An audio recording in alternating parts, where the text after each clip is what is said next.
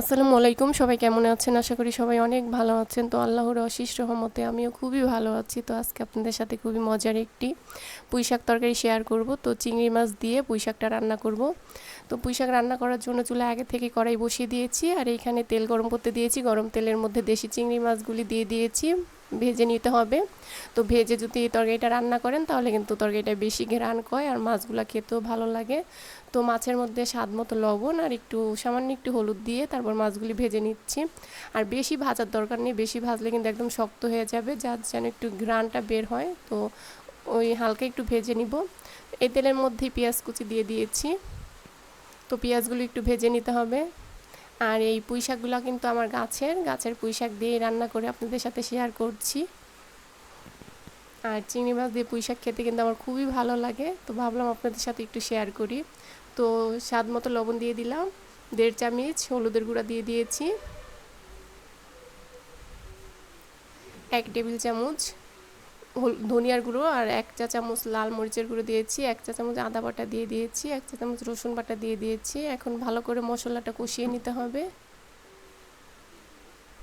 তো পুঁইশাক তরকারি তো একটু হলুদ বেশি দিতে হয়, তো সেজন্য একটু হলুদ বেশি দিয়েছি, শাক হলুদ খেয়ে ফেলে।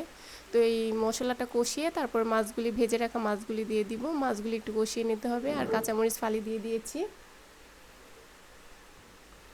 এখন ভালো করে মাছগুলি কষিয়ে তারপরে ধুয়ে রাখা শাকগুলি দিয়ে দিব।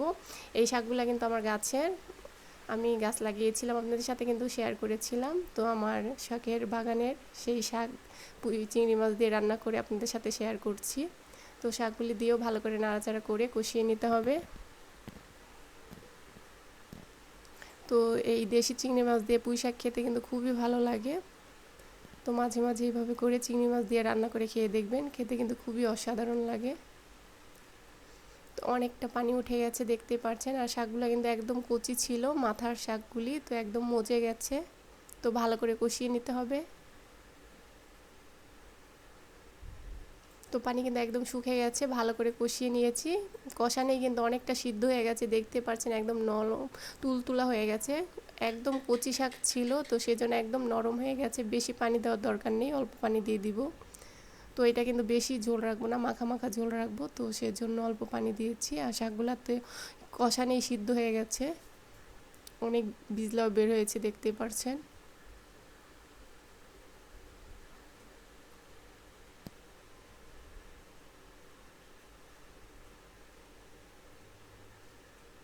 তো দেখুন কত সুন্দর হয়েছে তরকারিটা, দেখতে যত সুন্দর হয়েছে খেতে কিন্তু আরও বেশি ভালো হয়েছে। তো এইভাবে করে আমার রেসিপি ফলো করে বাসায় একবার হলো ট্রাই করবেন। আর আমার রেসিপি যদি ভালো লাগে তাহলে অবশ্যই লাইক করবেন, কমেন্ট করবেন, আর আমার পেজে ফলো করে দিবেন। সবাই ভালো থাকবেন, আমার জন্য দোয়া করবেন। আল্লাহ হাফেজ।